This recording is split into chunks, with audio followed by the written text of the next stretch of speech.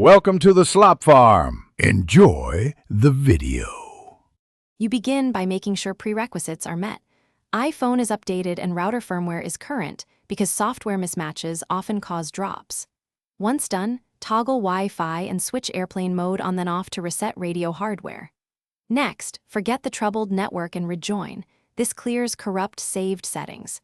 Make sure you pick the 4 GHz or 5 GHz band purposely, since band conflict can trigger disconnects. These steps reset both device and connection state quickly and safely. Now you move into deeper corrections to eliminate persistent causes.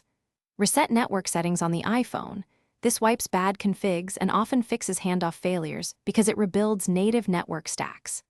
If your router gives overlapping IPs, reserve an IP for your iPhone in the router or set a static IP on the phone. This prevents address conflicts that drop sessions.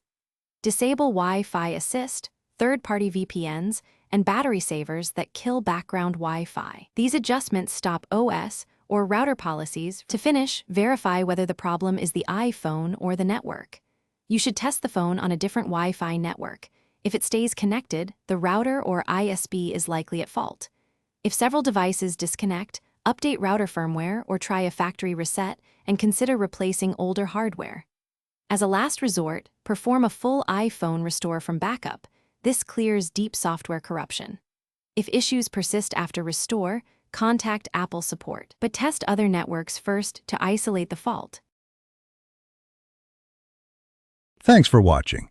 Consider subscribing if we helped you today.